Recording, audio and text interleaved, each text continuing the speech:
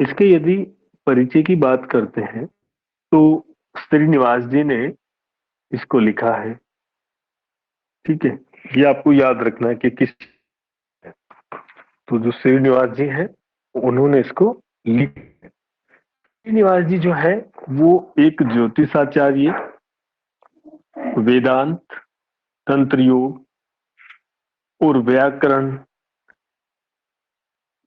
जैसे मीमांसा, वैशेषिक दर्शन, न्याय दर्शन, सांख्य, अनेक शास्त्रों के वो विद्वान थे।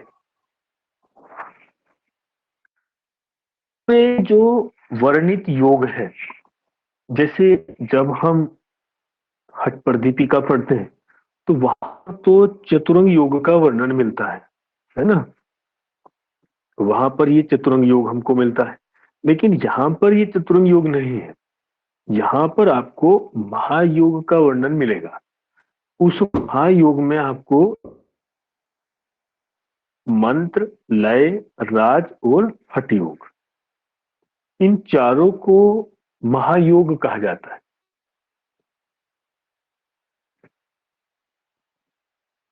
इसका यदि समय देखें तो ये 1600 ईस्वी के लगभग इसको माना जाता है, 1625 से 95 के आसपास।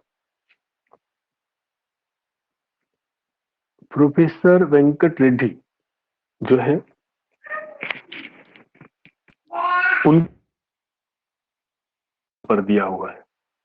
प्रथम प्रति की इसकी बात करें तो 1982 में एम वेंकट रेड्डी द्वारा इसको प्रकाशित किया गया था। इसमें 4 उपदेश हैं, 4 उपदेश या अध्याय उनको हम जो सकते हैं उपदेश मिलता है, जैसे हठ रत्नावली में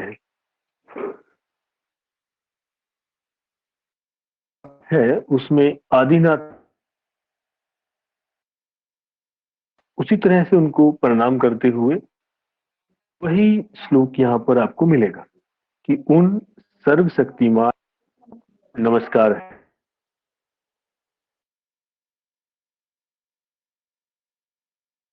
दी, जो राजयोग के पहुंचने की इच्छा रखने वाले अभ्यासियों के समान है। गलत है इसमें ना, एक महत्व। अब इसमें 4 जो अध्याय आते हैं, उन 4 को यदि क्या हमको उसमें पढ़ने को मिलेगा, पर अध्याय शेष हमको मिलता है, तो उसमें देख सकते हैं जैसे हठ प्रदीप योग को माना गया है, तो यहाँ पर भी है। इसमें भी हठ योग का उद्देश्य राजयोग है, राज की प्राप्ति के लिए ही ये हठ योग पर बताई गई है। दूसरा महायोग का वर्णन अध्याय, उसको देखते चलते हैं कि किस अध्याय में किसका वर्णन मिल रहा है, तो आपको ज्यादा से क्लियर होगा। हम प्रथम अध्याय की बात, तो प्रथम अध्याय में अब प्रथम अध्याय में आपको महायोग का वर्णन मिलेगा। ठीक है, आवाज कट रही है सर। दूसरा आवाज का सबके साथ ऐसा ही है क्या? जी सर, बीच में कट रही है। बीच बीच है।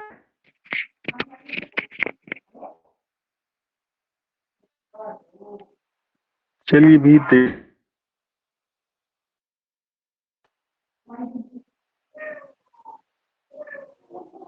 इसमें भाव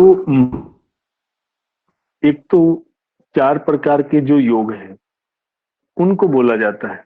दूसरा से बोलते हैं कि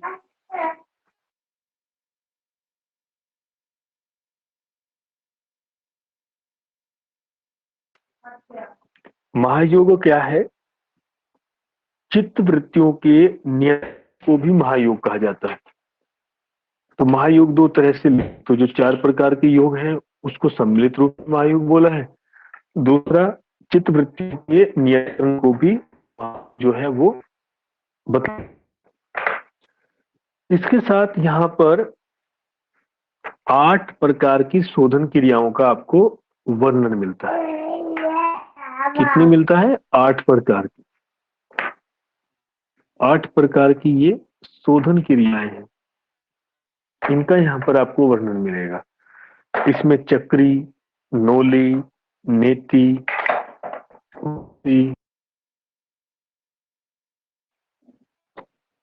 गजकरणी, त्राटक और कपाल भाती की जगह मस्तक भाती बोलेंगे। तो ये 8 चीजें आपको यहाँ पर मिलेंगी। साथ ही इस प्रथम में कुटी, मिताहार, पत्य और योग में साधक बाधक। तो अब देखो, हम इसको ऐसे भी बोल सकते हैं कि हठ प्रदीपिका में हमको मिलता है, उसको उसका सारा ग्रहण, आसन को छोड़ देंगे। आसन यहाँ पर प्रथम उपदेश में उसको किया गया है। दूसरा, आसन की जगह सर आवाज की नहीं। सर पता ही नहीं चलता है, भूल जा, मतलब पता ही नहीं चलता है, बीच में ऐसा ऐसे शब्द कट जाते हैं। अच्छा,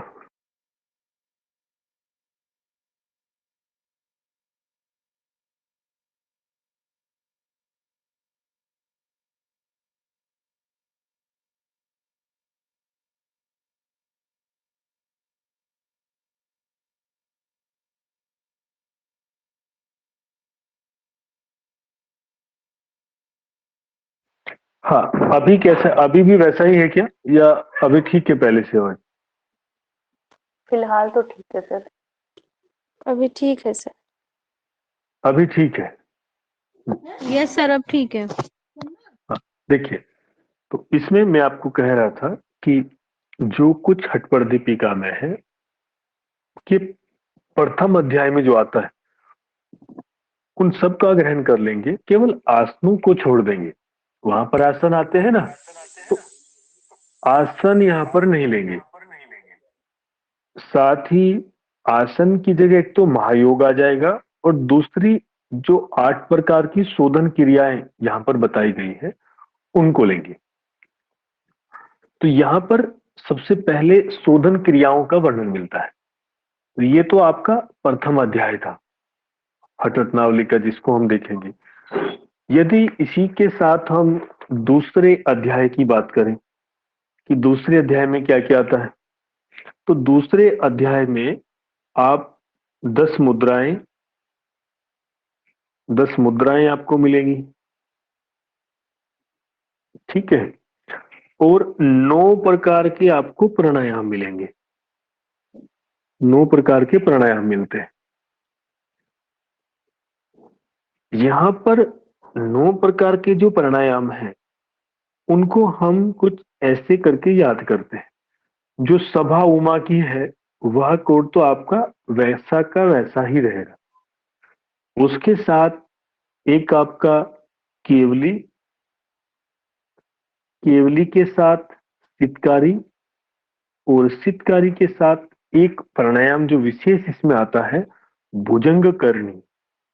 ठीक है, तो ये 3 प्राणायाम हो जाते हैं। 6 प्राणायाम आपके सभा उमा की और 3 ये, तो इनको देखोगे तो इस तरह से आपके 9 प्राणायाम हो जाते हैं। तीसरा जो अध्याय है, तीसरे अध्याय में, ये दूसरा अध्याय था, तीसरे अध्याय में जब हम जाएंगे वहां पर आपको 10 जो है नियम मिलेंगे, और वो 2 तरह के होते हैं। कायिक नियम, काया से संबंधित, और मनस नियम। ठीक है, तो ये 2 नियम मिलेंगे। कायिक नियम भी 10 है, और जो मनस नियम है उनकी संख्या भी 10 होती। और साथ में यहाँ पर आपको 84 जो आसन है उनका वर्णन यहाँ पर आपको मिलेगा तीसरे अध्याय में। ठीक है, चौथा जो दोबारा से अध्याय है, बताना सर, दोबारा बताना तीसरे अध्याय में। तीसरे अध्याय में आपको 10 तो कायिक नियम मिलेंगे, काया से संबंधित जो नियम है, और 10 मनस नियम और 84 आसनों का वर्णन हमको यहाँ पर मिलता है। 84 आसनों का वर्णन मिलता है तो हम कह सकते हैं जो हठ पर दीपिका में कितने आसनों का वर्णन है, 84 आसनों का वर्णन है। तो ये इस तरह से आपके 3 उपदेश हो जाते हैं। चौथा जो उपदेश है उसमें समाधि, नाद और नाद की जो 4 अवस्थाएं हैं, जो अवस्थाएं हठ प्रदीपिका में बताई गई है, उन्हीं को वहां पर लिया गया है। तो इस तरह से ये पूरा ग्रंथ जो है पूर्ण हो जाता है। अब हम इस ग्रंथ में जो कुछ भी है उसको परीक्षा की दृष्टि से, ये 4 अवस्थाएं नाद हाँ, की सर? नाद की आरंभ अवस्था, प्रारंभिक, घट और निष्पत्ति अवस्था वो मिलती है। देखो, ये जैसे मैं आपको योग मंजूषा करके बताई है, उसमें इसको नहीं लिया गया है। और आप देखोगे जो नेट का सिलेबस रहता है उसमें भी मुझे नहीं लगता इसको दिया गया होगा, लेकिन उसके बाद भी यहां से प्रश्न पूछे जाते हैं, तो इसलिए इसको हमने लिया है कि कुछ ऐसा ना छूटे जहां से आपसे प्रश्न पूछा जाए और आप बाद में देख या बोलोगे कि हमने तो हठ रत्नावली को नहीं देखा था। तो आता तो है। अब इसको समझते हुए चलेंगे, ज्यादा अब इसमें गहराई में नहीं जाएंगे, क्योंकि मैं आपको पहले ही बताया है ये सब कुछ आपको अधिकतर वही चीजें यहाँ पर रिपीट हो जाएंगी जो आपने हठ पर दीपिका में पढ़ी थी। इसको हठ पर दीपिका के साथ जोड़ते हुए चलेंगे। कुछ भी आएगा तो उसको हम बोलेंगे हठ पर दीपिका में ऐसा कहा गया है या घेरन संहिता में हमको ऐसा मिला है। चलिए अब इसमें देखते हैं। अब परिचय के बाद आता है इसका सामान्य परिचय, जिसमें श्री निवास जी, गोरक्षनाथ, मत्स्येंद्रनाथ और स्वामी स्वात्मा राम जी से ये काफी प्रभावित है। और जो स्वात्मा राम जी हैं वो गोरक्षनाथ और मत्स्येंद्रनाथ आदि योगियों से प्रभावित है। इसके बाद में बोलते हैं कि चित्त वृत्तियों का निरोध करने को महायोग कहा गया है, और महायोग में हम 4 प्रकार के योग का ग्रहण करते हैं। ठीक है, वो आपने भी देखा ही है। वो चारों योग यहाँ पर दिए जाएंगे। उन चारों प्रकार के योग का यहाँ पर देखो क्रम मिलता है कि मंत्र, लय, राज और हठ योग, जो कि सभी साधकों के लिए मोक्ष प्राप्ति का साधन है।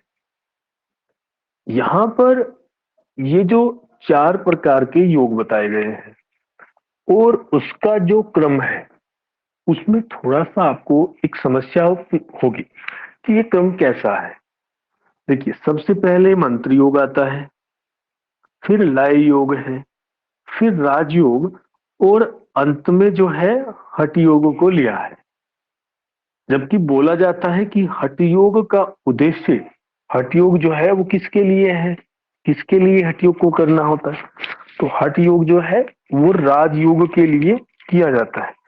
और एक जो हम श्लोक आता है जो हठ पर दीपिका में भी था कि हठम विना राजयोगो राजयोगम विना हठ, कि हठ योग के बिना राजयोग संपन्न नहीं हो सकता और राजयोग के बिना हठ योग संपन्न नहीं हो सकता। इसलिए हठ योग एवं राजयोग एक दूसरे के पूरक या एक दूसरे पर निर्भर है, ऐसा आता है। अब यहां पर आप बोलोगे कि तो फिर यहाँ अंत में हठ योग को क्यों लिया गया है, यहाँ पर तो अंत में आया है हठ योग, तो हठ योग को अंत में क्यों लिया गया।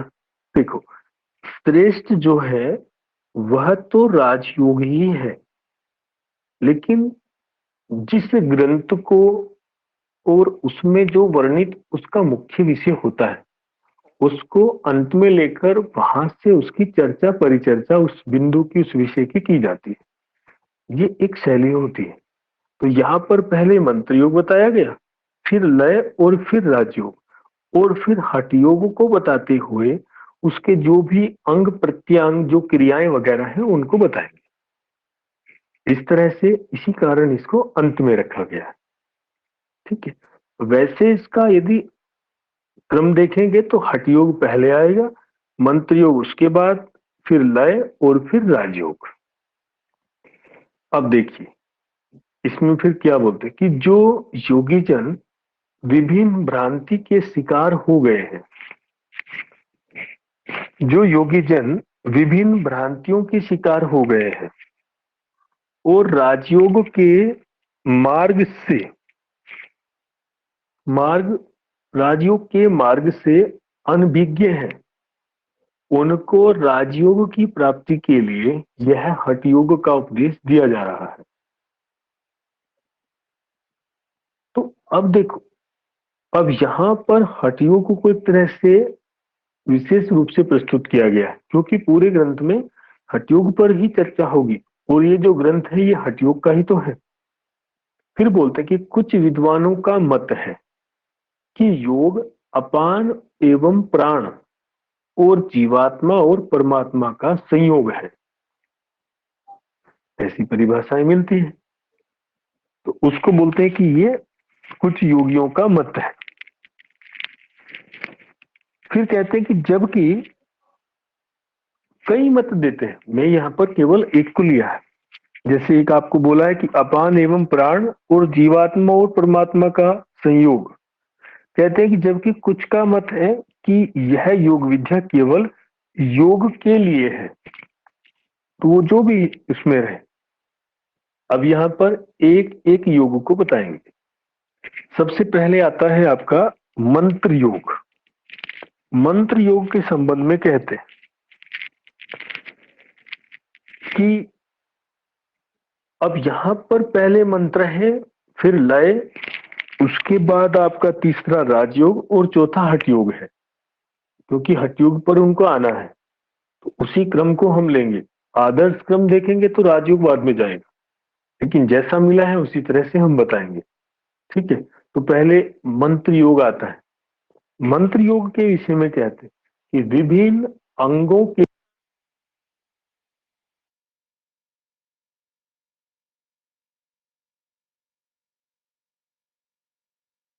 आवाज चली गई। तो उनके लिए बोलते हैं, उसके लिए बोलते हैं कि विभिन्न सर अंगों आपकी के लिए। आवाज गायब हो जाती है बीच बीच में। अरे नहीं, बीच में कॉल आई थी इसलिए आवाज चली गई, अभी ठीक हो गई। अभी फिर से आपको आवाज क्लियर आ जाएगी।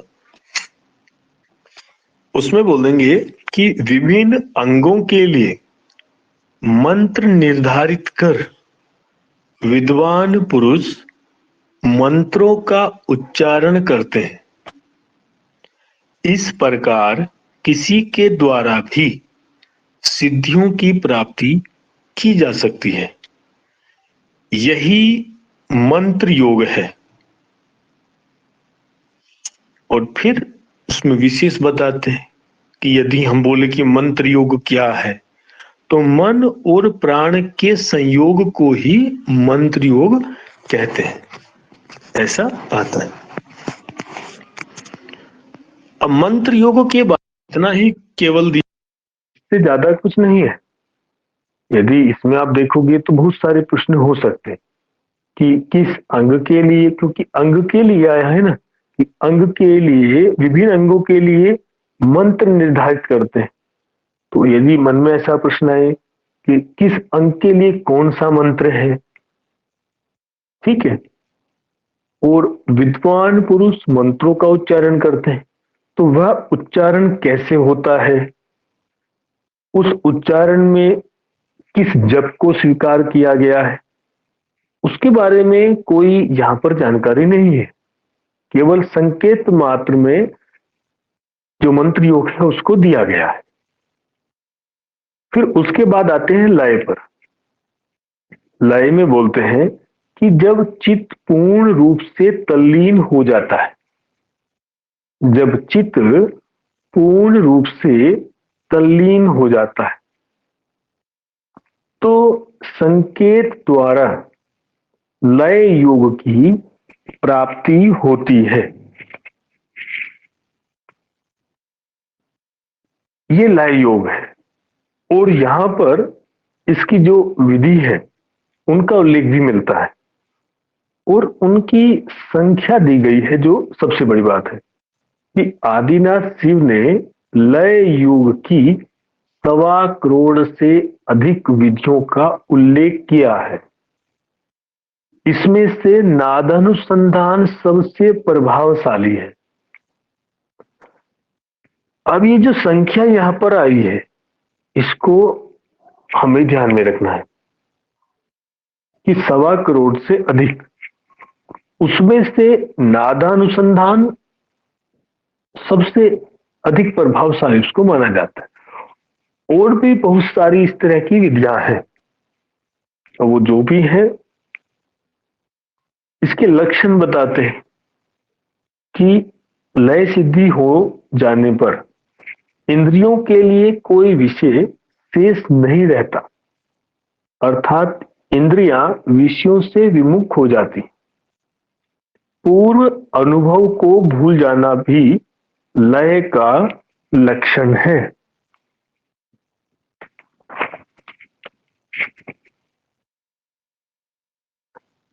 अब लय के बारे में सर जो, हाँ बोलिए। नमस्ते सर, क्षमा चाहते हैं बीच में रोकने के लिए।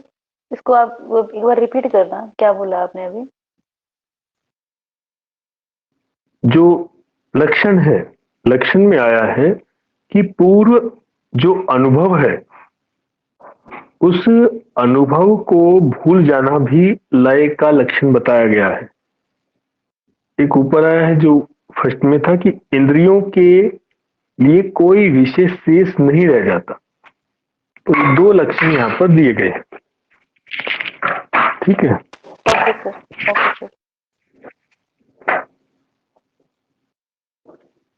अब देखिए, मंत्र के बारे में बताया गया, लय के बारे में बताया गया।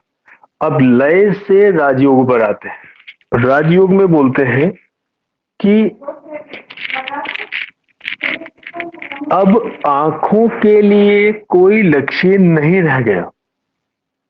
अब आंखों के लिए कोई लक्ष्य नहीं रह गया, अर्थात इंद्रियां अपने विषयों से विमुख हो गई है।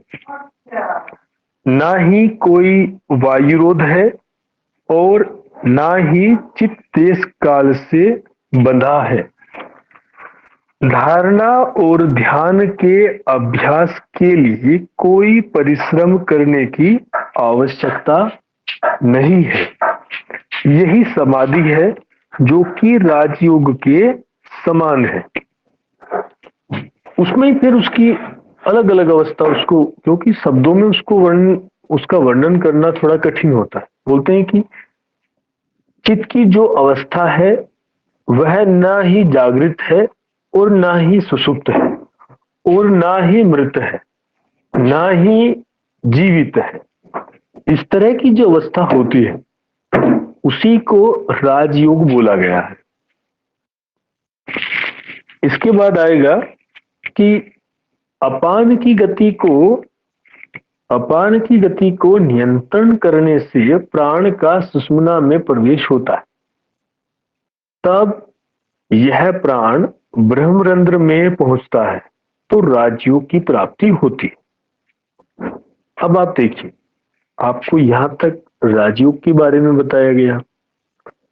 अब राजयोग से धीरे से प्राण पर आ जाते हैं। उस राजयोग में प्राण का जो महत्व है उसको यहां पर लिया गया है।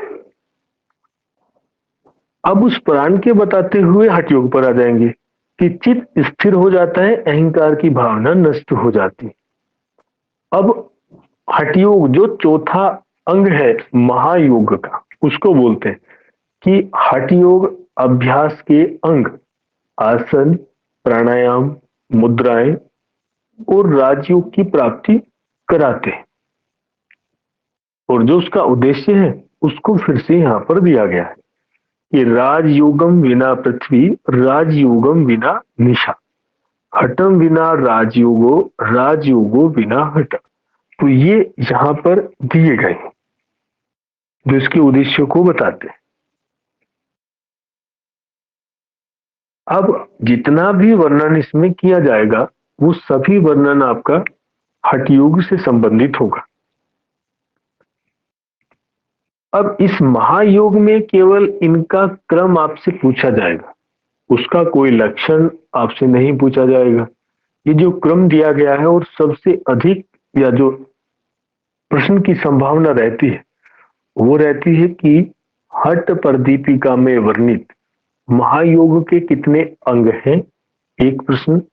दूसरा, हठ योग में वर्णित महायोग में किसे स्वीकार किया गया है और किसे स्वीकार नहीं किया गया है। तो ये जो 4 अंग यहाँ पर दिए गए हैं उनको वहां पर लिखिएगा, उनमें से 1-2 को बदलता है जो भी होगा। तो ये प्रश्न आपसे यहाँ से पूछा जाता है। तो अभी तक जितना हमने किया है ये क्लियर है आपको? इसमें कोई अगर आपका डाउट है उसको पूछ सकते हैं, नहीं तो फिर उसके बाद हम आगे बढ़ेंगे।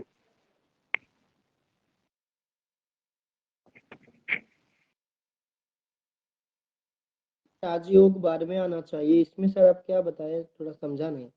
हठयोग बाद में नहीं, क्यों आया सर?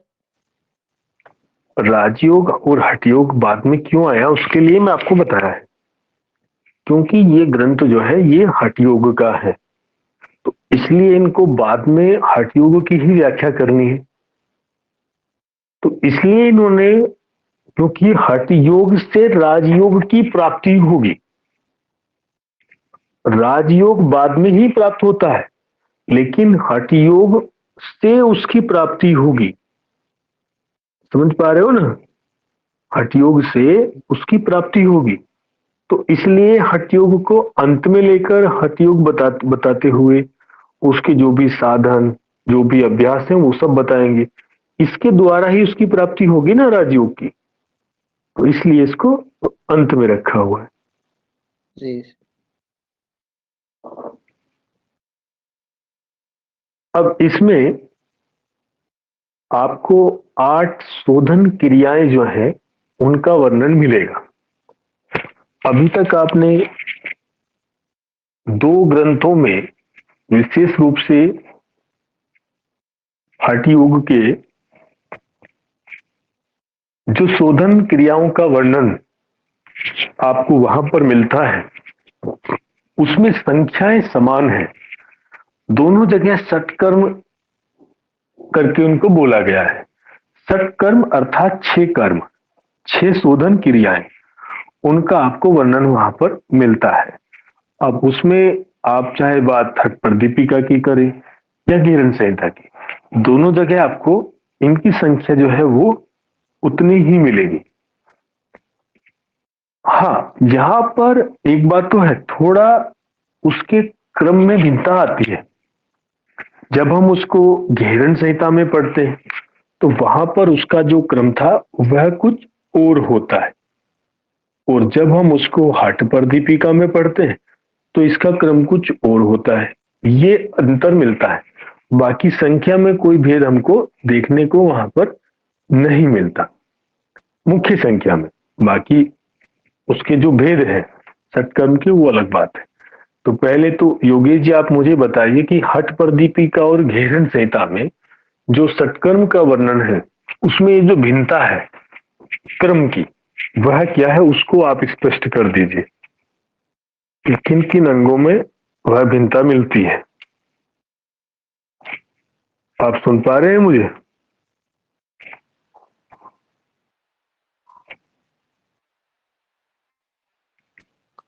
माफी चाहता हूँ सर, मुझे याद नहीं है। ठीक है ठीक है। हाँ ज्योति जी आप बताइए।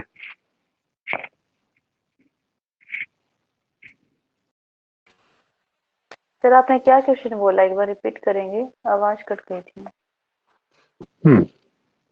मैं पूछा है कि हठ प्रदीपिका और घेरन संहिता में जो सटकर्म दिया गया है उसकी संख्या तो दोनों ग्रंथों में समान रहती है लेकिन उसके क्रम में भिन्नता है, तो उस क्रम में वो जो भिन्नता है उसको स्पष्ट करना है, वो क्या है। ठीक है? Okay sir. हाँ प्रीति जी आप बताइए। जी सर, हठ प्रदीपिका में त्राटक पहले नोली बाद में है, और घृण संहिता में नोली पहले त्राटक बाद में, यही अंतर। हाँ तो ये अंतर वहां पर हमको मिलता है, ठीक है। जबकि यदि हम बात करें हठ रत्नावली की, तो यहाँ आप देखोगे यहाँ पर आपको बहुत सारी चीजों में अंतर मिलेगा। जैसे इनका जो क्रम है, जैसा अन्य ग्रंथों में है वैसा यहाँ पर नहीं है। आप देखोगे नोली की यदि हम बात करें तो नोली घेरन संहिता में उसको चौथे स्थान पर रखा गया था, लेकिन यहां पर उसको दूसरे स्थान पर रखा गया है, ठीक है। अन्य जगह नोली जो है वो दूसरे स्थान पर थी, उसको चौथे स्थान पर रखा गया है। तो इस तरह से बहुत सारी चीजों में परिवर्तन है। ये गलकर्णी है या गजकर्णी है? गजकर्णी है। हाँ ये ज है ज। देखो वस्तु तो इसमें सारा बहुत सारी चीजें जो है उसमें बदला गया है उनको। तो हालांकि इसका क्रम तो नहीं पूछेगा, लेकिन फिर भी उसको याद तो कर ही सकते हैं, तो ये बात है। दूसरा इसमें उसकी संख्या में भी वृद्धि हुई है। सभी जगह हमने 6 पढ़े हुए हैं, तो यहाँ पर जो है 2 और जोड़ दिए गए, तो इस तरह से इनकी संख्या 8 हो जाती है। तो अब इस 8 में से आप देखोगे जो बिल्कुल भिन्न है, तो उसमें एक तो चक्री आपने नहीं पढ़ी पहले, ठीक है।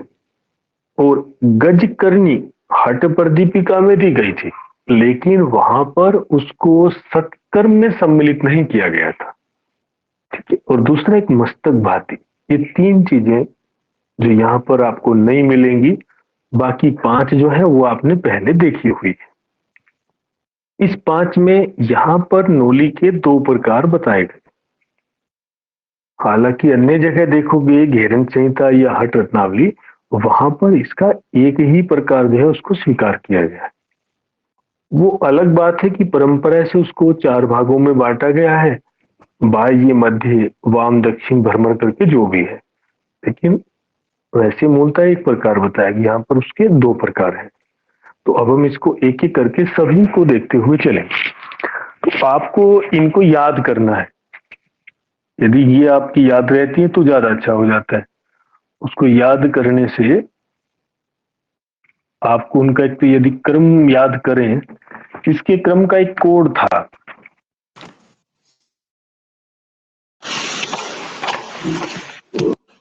इसके क्रम का जो है एक कोड देखा था, वो उसको मैं देख लेता हूं। कोड है उसका, अब उसमें मुझे नहीं लगता कुछ। देखिए यदि कोई अच्छा सा कोड आप कर सकते हैं तो उसको कीजिएगा। सर इसका कोड हो जाएगा सर, चना धोने बगत्रम। चंदन बगकरम, चंदन बगकरम होगा, हाँ वही होगा। चंदम, तो चंदन इसका ये कोड कर बगकरम लेंगे। हाँ हाँ, चन धन बगकरम सर। चन धन में 2 आ जाएंगे ना, चक्री नोली इसमें आ जाते हैं, और धोती नेति ऊपर धन में आ जाएंगे। अब ये वस्ती आएगा, तो वस्ती और गज करनी। हाँ तो इसको हम बग बोल देंगे। बग में 2 आ जाए और त्रम में ये आ जाएगा, ठीक है। तो इसको इस तरह से आप याद कर सकते हैं कि चंदम बग त्रम। 2-4 बार उसको लिखकर देखते हैं तो फिर ये याद हो जाता है। शुरू में थोड़े अटपटे से लगते हैं कि क्या चंदम बगतम, लेकिन जैसे जैसे उसको करोगे तो याद हो जाएगा। तो ये क्रम हमको याद करना है, क्योंकि जैसा इसमें क्रम मिला दिया गया है ऐसा कहीं दूसरी जगह आपको नहीं मिलेगा, ठीक है। अब इसमें जो चक्री कर्म आया है, सबसे पहले उसको देखते हैं कि कैसे कैसे क्या उसके बारे में बताया गया है। एक एक क्रम करके सबको देखेंगे। देखिए, चक्री के बारे में आता है। ये जो चक्री कर्म है ना, ये आप पहले पढ़ चुके हैं, लेकिन नाम यहां पर इसका अलग है। ये वही मूला जो मूल शोधन या जिसको गणेश क्रिया बोलते थे, उसी को बताया गया है। इसको हमने घेरन संहिता में पढ़ा था, लेकिन जैसे ही चक्री शब्द करके आता है तो थोड़ा सा कठिन हो जाता है कि ये कौन सा जो है नया शोधन कर्म है जो यहाँ पर बताया गया है। तो अभी उस मूल शोधन को जो हम याद करते हैं, गणेश क्रिया से याद करते हैं, तो अभी उसके साथ ही चक्री कर्म भी आपको जोड़ देना है। ठीक है, लेकिन ध्यान में ये रखना है कि ये चक्री कर्म जो है ये हठ प्रदीपिका में मिलता है। तो ये सभी को क्लियर होगा। दूसरा, हठ रत्नावली में मिलता है ना सर? हाँ, हठ रत्नावली में, ठीक है, हठ रत्नावली में मिलता है। दूसरा आता है आपका नोली कर्म। नोली कर्म आप देखोगे, जैसे कि मैं बताया है, घेरन संहिता में केवल एक प्रकार की नोली का वर्णन है। उस नोली को हम भ्रमर नोली बोलते हैं। भ्रमर नोली बोलिए या नोली कह दीजिए, लेकिन यहां पर दो प्रकार की नोली का वर्णन किया गया है। एक बाह्य और दूसरी अंतर नोली। तो दो प्रकार की होती है, उसको बताया गया कि बाह्य नोली बाहरी और अंतर नोली आंतरिक। ऐसे करके इसके दो भेद जो है वो यहां पर बताए गए हैं। इसके यदि लाभ की हम बात करें तो लाभ वही है, जठर अग्नि प्रदीप्त होती है, पाचन क्रिया जो है वो तीव्र हो जाती है, उसमें सुधार होता है। वो जो भी कहें वो सब वैसे ही रहेंगे। ठीक है। अब दूसरा, इसमें एक चीजें और भी आती है कि ये जो यहां पर नोली बताई गई है, बाह्य और आंतरिक नोली, उसका क्या अंतर है? तो ऐसा कुछ अंतर का यहां पर उसको स्पष्ट नहीं किया गया है। केवल एक में इन दोनों का वर्णन आता है कि बाह्य और अंतर नोली दो प्रकार की है, दोनों को बता देते हैं। फिर एक विधि आती है कि कंधों को सामने झुकाते हुए पेट की पेशियों को बाएं और दाईं ओर घुमाएं तेजी से। यह उच्च श्रेणी अभ्यास नोली है।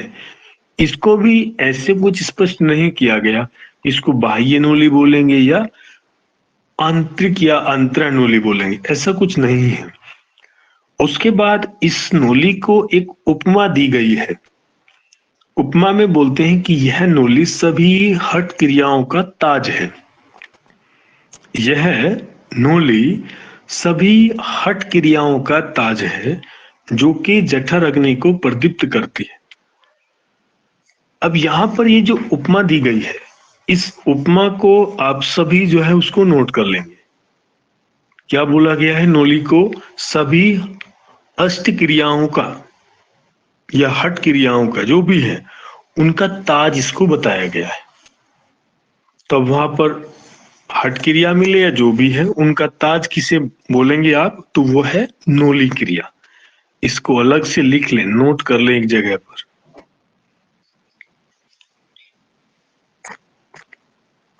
जो उपमाएं होती हैं वहां से ज्यादा पूछते हैं। तो जब भी आपसे पूछेगा कि किसे हठ क्रियाओं का ताज कहा गया है, तो उसमें आप बताओगे नोली क्रिया। सर ये टाज है ना, टाल लिखा है। क्या बोलिए, दोबारा बोलिए संजीव। हाँ, ये मिस्टेक थोड़ी सी प्रिंटिंग में होगी। हाँ सर, प्रिंटिंग है क्या सर? टाल लिखा है सर, आप टाज कह रहे हैं सर, क्या लिखे सर? ताज बोलेंगे, ताज। इसमें ऐसे आएगा ताज ना, ताज। Thank you sir. इसमें क्या लिखा हुआ कुछ? हाँ, ये ताल है, ताल नहीं है, ताज है, ताज। ठीक है। तो यदि यहां से नोली से आपसे कोई प्रश्न पूछा जाता है तो इसमें से दो प्रश्न आपके बनते हैं। पहला तो आपसे पूछेगा कि हठ रत्नावली में कितने प्रकार की नोली या नोली के कितने भेद बताए गए हैं। प्रकार पूछे या भेद पूछे तो आप बोलोगे दो। कौन कौन से हैं? बाह्य और अंतर या आंतरिक नोली। तो दो प्रकार हुए।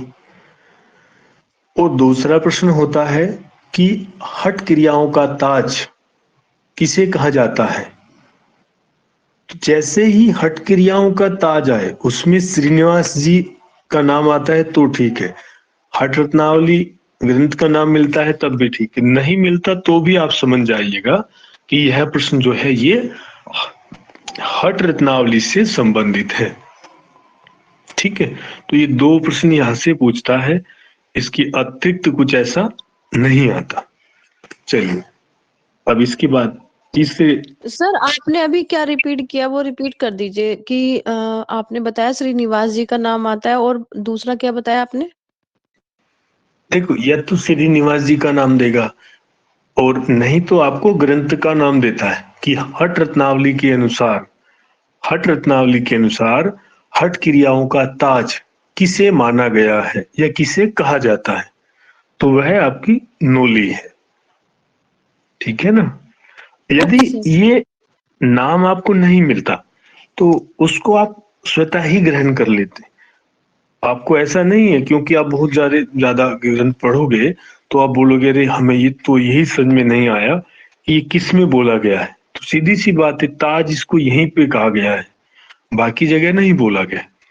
जैसे आपसे पूछा जाता है कि किस मुद्रा को कुलवधु के समान बताया गया है या कुलवधु से उसकी तुलना की गई, तो वह सांभवी मुद्रा है। और सांभवी मुद्रा को जो कुलवधु कहा गया है वो हठ प्रदीपिका में भी आता है और घेरन संहिता में भी आता है। तो वैसे वहां पर आपको किसी ग्रंथ का नाम दे तो भी चलेगा, अधिकतर देता नहीं। तो ये दो चीज हुई। अब तीसरी शोधन क्रिया देखते हैं। तीसरी इसमें आती है धोती। धोती के विषय में जो है यहां पर बताया जाता है कि 4 अंगुल चौड़ा और 20 हाथ लंबे सफेद गीले वस्त्र को निगले फिर बाहर निकाले। यह धोती क्रिया है। ये सफेद नहीं साफ है। ठीक है, साफ स्वच्छ। इसके लाभ बोलते हैं कि इसके निरंतर अभ्यास से व्यक्ति को निपुणता प्राप्त होती है और इस धोती से जठर अग्नि बढ़ती है, प्रदीप्त होती है। फिर ये कई प्रकार के हैं, इसमें बोलते हैं कफजन्य रोग जो है वो दूर हो जाते हैं।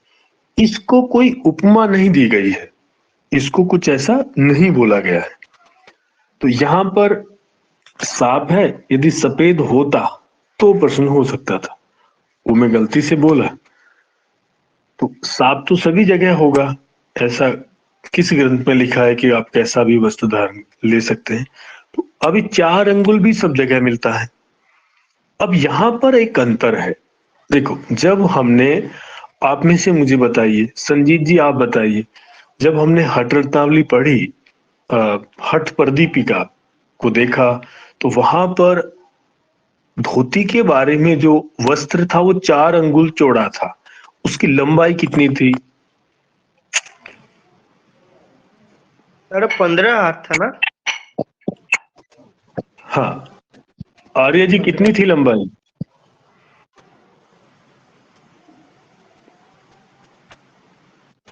जानती नहीं सुना, रिपीट कर देंगे एक बार। 15 हाथ उसकी लंबाई बताई गई थी। ठीक है, तो ये अंतर एक यहाँ पर हमको मिलता है। वहां पर, हाँ, धोती की लंबाई तो यहाँ पर 4 अंगुल चौड़े और 15 हाथ लंबे। हाँ, यहाँ पर 4 अंगुल चौड़ा 20 हाथ लंबा, वहां पर 4 अंगुल चौड़ा और 15 हाथ लंबाई उसकी। घेरन संहिता में 22.5 फीट ठीक है, 22.5 के आसपास उसकी लंबाई बताई गई। तो आपको ये ध्यान में रखना है, ये जो अंतर यहां पर आता है, ठीक है ना, तो 20 हाथ लंबा बोले तो हठ रत्नावली है, 15 हाथ लंबा कपड़ा बोले तो हठ प्रदीपिका है, इसको ध्यान में रखना। दूसरा, ये जो शोधन क्रियाएं हैं ना, ये आपको 3 ही ग्रंथों में मिलेंगी, बाकी जगह इनका कोई वर्णन ऐसा नहीं आता। तो ये धोती का है, धोती से यदि आपसे प्रश्न पूछेगा तो यहां से 20 हाथ लंबा कपड़ा, इसको लेकर पूछेगा, ठीक है। दूसरा, यदि इसके लाभ को लेकर प्रश्न पूछा जाता है तो कपजन्य जो रोग है उनको बोलता है, या बोलता है कि 20 प्रकार के कपजन्य रोग किस शोधन क्रिया से दूर होते हैं, तो वह भी धोती है। कब से संबंधित जो रोग हैं उनकी संख्या 20 बताई जाती है, तो वो यही है, इसी से उनको दूर किया जाता है। अब इसमें इसके बाद एक संबंधित प्रदेश हृदय व कंठ, वो तो पहले देख आए हैं, तो उसमें इतनी कोई दिक्कत हमको नहीं होगी। नेति कर्म, यदि नेति की हम बात करें, नेति में आप जो है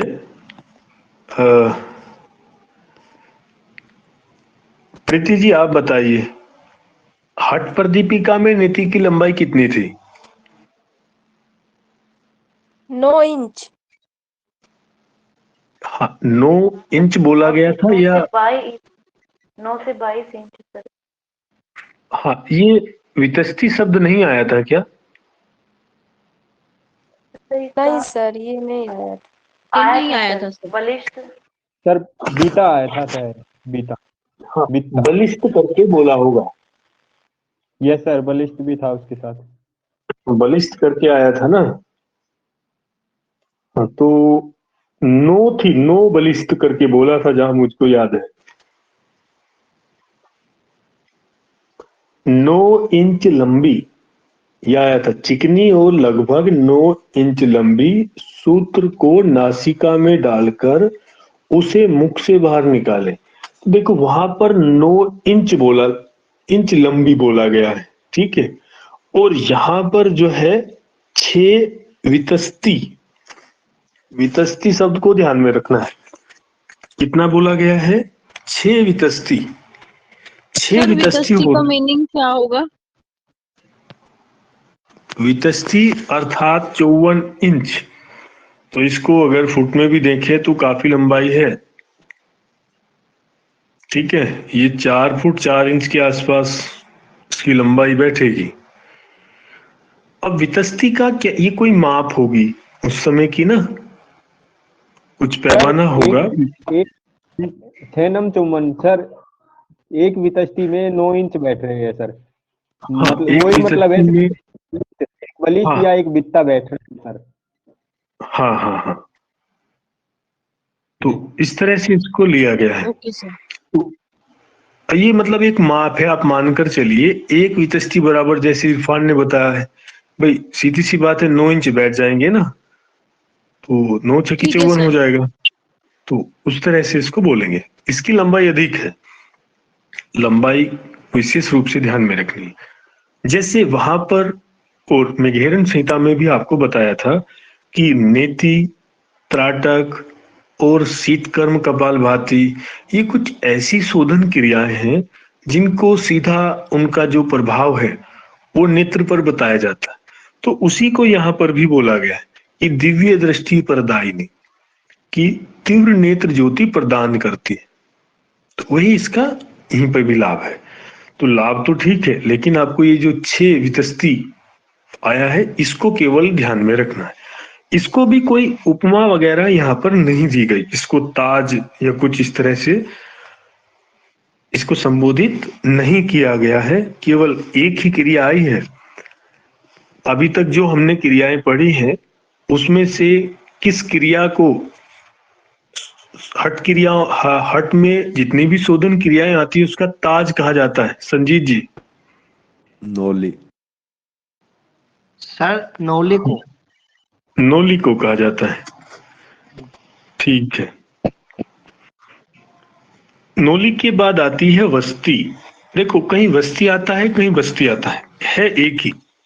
ठीक है, उसमें कोई ऐसा कोई चेंज नहीं है कि वस्ती क्या है और बस्ती क्या है।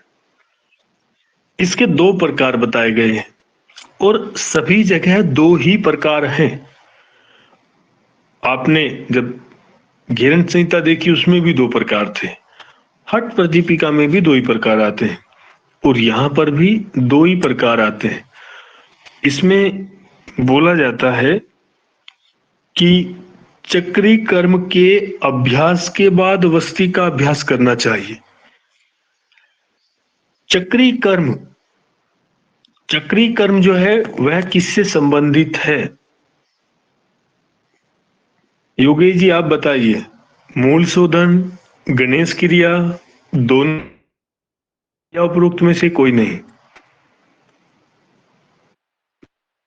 चक्रीय क्रिया का पूछ रहे हैं ना आप? हाँ, चक्री क्रिया क्रिया सर, जो है वो मूल किससे शोधन, संबंधित?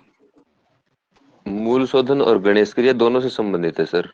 उसी का नाम हाँ, चेंज वो किया दोनों सिर्फ है। से, हाँ हाँ, दोनों से संबंधित है वो। ठीक है, बिल्कुल ठीक। तो दोनों से संबंधित है। सर एक बात और बोलना चाहेंगे, ये जो हाँ, नीति की जो लंबाई थी ना, हर प्रदीपिका में हमारे ख्याल से वो 2 बलिष्ठ है। जैसे यहाँ पर 6 बलिष्ठ है ना, 6 बलिष्ठ है तो 54 इंच हो रहा है इसमें। वो उसमें इंच में 9 से 22 इंच था, तो वहां पर 2 बलिष्ठ है सर, तो 9 से 22 इंच तक ही हो सकता है। नहीं, दो बल्ब नहीं, एक होगा ना। हाँ, एक बलिष्ठ भी हो सकता है सर, और 2 बलिष्ठ, नहीं, लेकिन नो, उसमें बताया गया ना 9 से 22 इंच, 9 भी हो सकती है और 9 से 22 इंच तक हो सकती है इसमें। अरे जहां मैं उसको देखा वहां केवल 9 इंच लिखा हुआ है, 9 से 22 नहीं है। ठीक है सर, फिर तो एक बलिष्ठ ठीक है है, फिर उसमें। एक बलिष्ठ होगा। जी सर। तो देखो, अभी इसमें वस्ती को भी दो प्रकार से बताया गया है कि वायु और जल वस्ती। लेकिन यहाँ एक विशेष बोल दिया जाता है कि इसका अभ्यास चक्री कर्म के अभ्यास के बाद करना चाहिए, ये लिखा हुआ है। तो यही आपका प्रश्न है। दो प्रकार की होता है, कोई नहीं पूछेगा, क्योंकि ये सब जगह लिखा हुआ है और आपने उसको अच्छे से रटा हुआ भी है। सर ठीक ये है, चक्री कर्म अब होता कैसे है? नमस्ते सर। कैसे किया हर जाता है सर चक्री? प्रदीपिका में सिर्फ जल वस्ती को ही लिया गया है ना, एक ही प्रकार की हट वस्ती लिया गया। हट प्रदीपिका में, जी सर, नोट किए थे हम, नोट्स भी बनाए थे, तो जल वस्ती ही कोई लिया गया है, हाँ जल वस्ती है केवल, एक ही प्रकार जल की है। वस्ती है और उसी के लाभ बताए गए हैं। ठीक है, उसमें जल जी वस्ती है। जी सर। ठीक है, जी चल, सर, थैंक देखो, तो अब हम इसको ऐसा कह सकते हैं कि घेरन संहिता और हठ रत्नावली में दो प्रकार हैं। हठ प्रदीपिका में केवल जलवस्ती को लिया गया है। यहाँ पर साथ में निर्देश भी है कि चक्री कर्म, ये चक्री कर्म जो है ना इरफान, ये वही मूल हाँ शोधन है जिसको गणेश क्रिया बोलते हैं। जी, वही वही प्रक्रिया है सर इसमें। हाँ हाँ, वही है। लेकिन सर तो यहाँ पे फिर उसको, चक्री कर्म किया है तो सर ये उसके बाद वस्ती दी है सर, जल वस्ती और वायु वस्ती। जब वही है तो मतलब एक ही चीज को दो बार क्यों दोहरा रहा है ये इसमें? नहीं नहीं, चक्री क्रिया या गणेश क्रिया या मूल शोधन में जो है ना, अधोमार्ग जो गुदा द्वार है उसकी सफाई, उसकी शुद्धि होती है। जी सर। और इसमें इसमें वायु या जल को जो है उसके द्वारा बड़ी आंत में उसको लिया जाता है। तो दोनों में अंतर हुआ ना।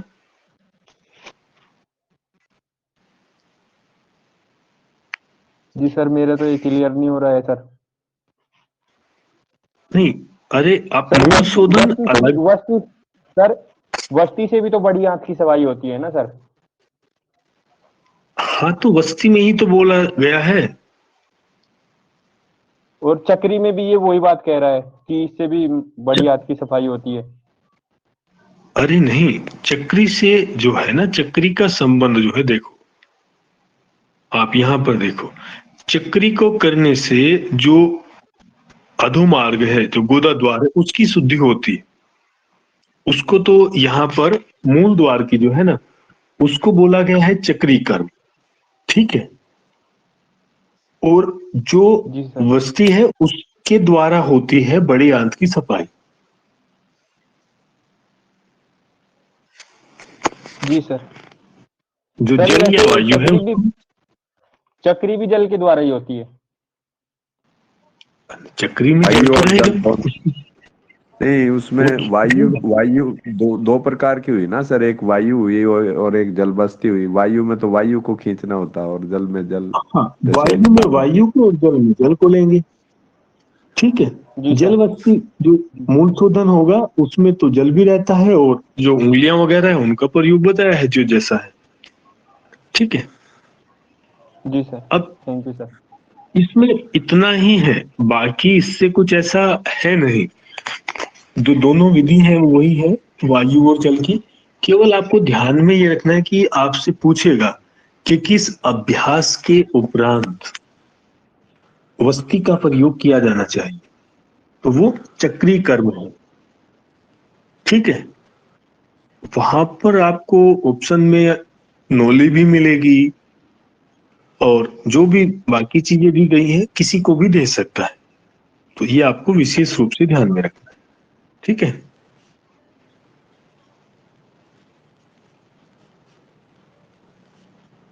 चलिए, इसके बाद जो है इसमें ये सारा वही है जो लिखा हुआ है, वायु वस्ती विधि या जल वस्ती विधि, और फिर हठ प्रदीपिका के अनुसार जो आसन दिया है उसको यहाँ पर नोट किया गया। इसके बाद आता है आपका गजकरणी। गजकरणी के निरंतर अभ्यास द्वारा वायु गमन पर नियंत्रण स्थापित कर योगी अपान वायु को ऊपर उठाकर वमन क्रिया द्वारा पेट में मौजूद पदार्थ को बाहर निकाल देवे। हठ विद्या के ज्ञानियों ने इसे गजकरणी कहा है, ठीक है। और इसमें जो जल लिया जाता है वो जल कैसा हो, तो उसको बताया गया है कि नारियल जल, गुड़ युक्त जल अथवा तिल युक्त जल का सेवन कर गले तक जल भर लेवे, और सामर्थ्य अनुसार जल एवं वायु को धारण कर पेट से गले तक संपूर्ण प्रणाली की शुद्धि कर लेवे। पवन पर नियंत्रण करें और मस्तक मार्ग से वायु को बाहर निकाल देवे। इसी को ही गजकरणी कहा है। तो देखिए, ये जो गजकरणी है इसको सामान्यतः कैसे करते हैं, जैसे हाथी होता है ना, वह सूंड से जल लेता है। ये हमने हठ प्रदीपिका में देखा भी था, उसको पढ़ा था, वही क्रिया है। लेकिन इसमें एक तो दो चीजें हैं। एक तो गजकरणी को शोधन क्रियाओं में यहां पर सम्मिलित किया गया है, हठ प्रदीपिका में उसको सम्मिलित नहीं किया गया।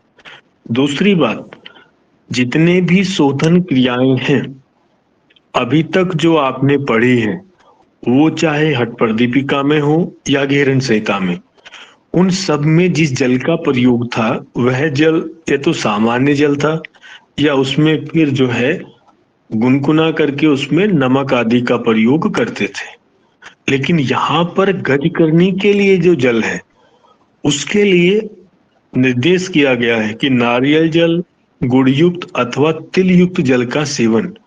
तो ये जो जल के प्रकार हैं इसको आपको याद रखना है कि नारियल जल, गुड़ युक्त या तिल युक्त जल, ये आपसे यदि गजकरणी से प्रश्न पूछेगा तो इसके जल से संबंधित ही पूछेगा जो उसमें लिया जाता है, ठीक है। सर इसकी सर इसमें एक बात है, इसमें ऊपर गज करनी जब बता रहा है तो वहां निरंतर अभ्यास द्वारा वायु के गमन पर नियंत्रण नियंत्रण सीमित कर दे रहा है। ऊपर जल का जिक्र नहीं किया, नीचे जल का जिक्र कर रहा है, ये क्या मतलब सर?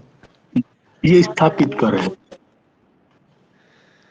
देखो इसमें क्या होता है, आपने मैं एक बार एक वीडियो देखी थी, उसमें एक सर्कस आदि में एक व्यक्ति होता है और वो एक खेल दिखाता है।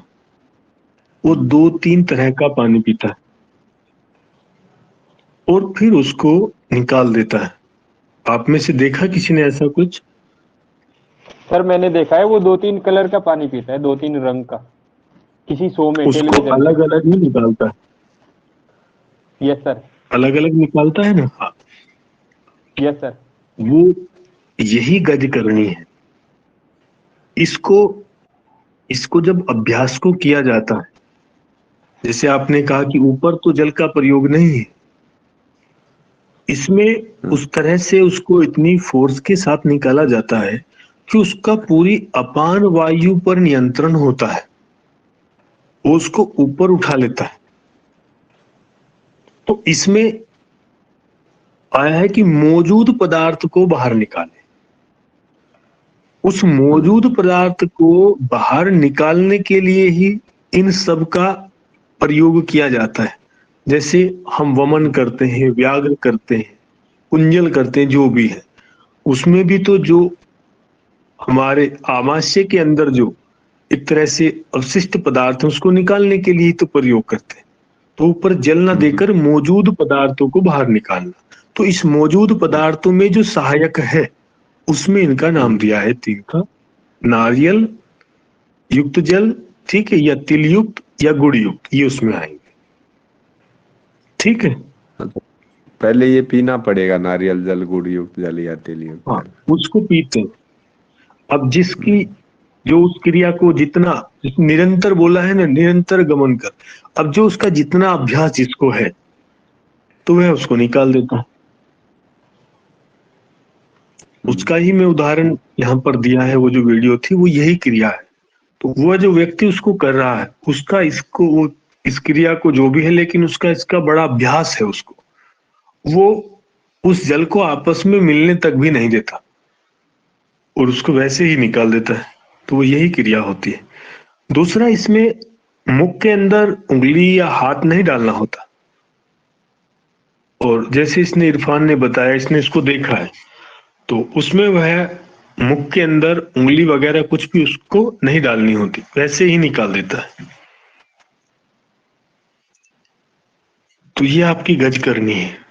ठीक है, इसमें बोलते हैं कि जिस प्रकार हाथियों के झुंड में उनका मुखिया चमकता है, उसी प्रकार गज करनी से हठ अभ्यास में ये प्रमुख है, ऐसा बोलते हैं। चलिए, गज करनी की बात जो है, अब आपकी जो दूसरा शोधन आता है वो है त्राटक। त्राटक में कुछ ऐसा है नहीं, वही है एकाग्र होकर निरंतर एक वस्तु को देखते रहना जब तक कि आंखों से आंसू न गिरने लगे। इसी को त्राटक कहा गया है। यह नेत्र को साफ करता है, नेत्रों की मंदता को दूर करता है। इसे मोतियों की पिटारी या पिटारी की भांति गुप्त रखना चाहिए। देखो, ये दूसरा शोधन क्रिया है जिसको एक उपमा और दी गई है, मोतियों की पिटारी। ठीक है, तो इसको भी हम देख लेंगे। इसको केवल यहाँ पर यही एक आपका प्रश्न है, बाकी कुछ है नहीं। तो 2 क्रियाओं को अभी तक उपमा दी जा चुकी है, एक नोली को और दूसरी त्राटक को। अब इसमें आता है मस्तक भाती। ये जो मस्तक भाती है, इसको आपसे जब पूछेगा, देखो पहले लिखा जाता है मस्तक भाती, अंदर आता है कपाल भाती का, वही कपाल भाती है। मस्तक भाती पूछे या कपाल भाती पूछे, वही है। वहां पर थोड़ा इसका नाम जो है वह अलग था। ठीक है। सर इसमें कपाल भस्त्रिका है ना ये तो? हाँ, नहीं है ये कपाल भाती। कपाल भाती बोलेगा, कपाल भस्त्रिका बोलेगा, मस्तक भाती बोलेगा। मस्तक भाती नहीं, मस्तक भ्रांति करके बोलेगा। मस्तक भ्रांति और कपाल भस्त्रिका या कपाल भाती, ये तीनों इसी के नाम है। ठीक है। सर ये मस्तक भाती नहीं होना चाहिए, मस्तक भ्रांति होना चाहिए। मस्तक भ्रांति ही लिखा हुआ है, मैं इसी को देख रहा था। डाउटफुल नहीं लग रहा है इसमें सर नहीं, ये। नहीं बुक में भी वही है। यहाँ पर तो टाइपिंग में तो बहुत गलती होती है और कई जगह इसमें है भी ज्यादातर, तो इसलिए मैं देख भी रहा हूँ उसी को कि कहीं कुछ गड़बड़ तो नहीं है। तो मस्तक भ्रांति ही है और जो श्लोक है उसमें भी मस्तक भ्रांति ही है। ठीक है। तो मस्तक भ्रांति करके ही इन्होंने दिया है, मस्तक भ्रांति या कपाल भस्त्रिका,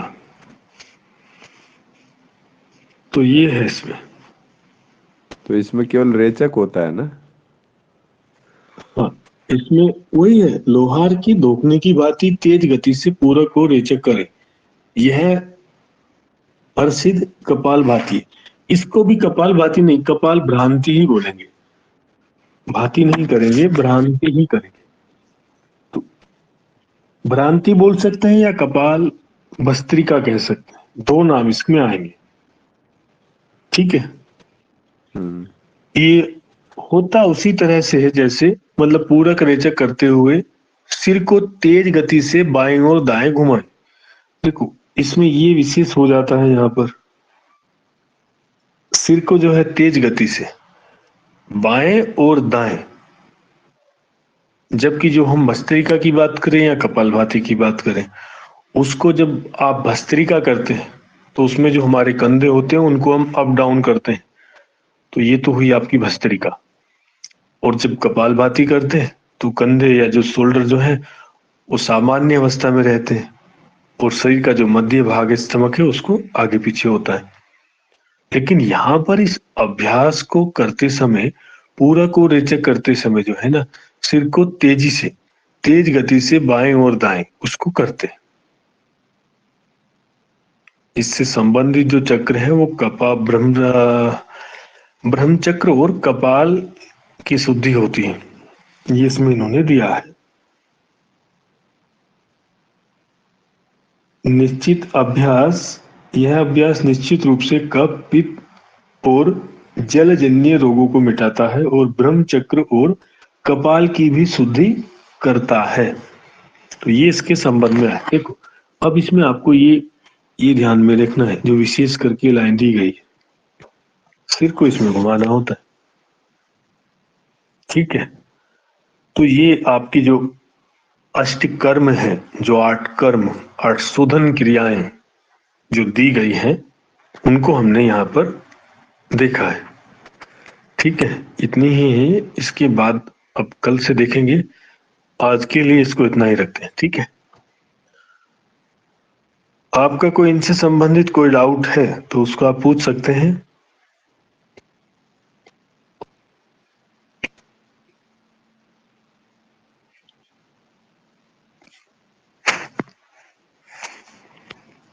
चलिए ठीक है, फिर इतना ही रखते हैं। ओम शुभ रात्रि।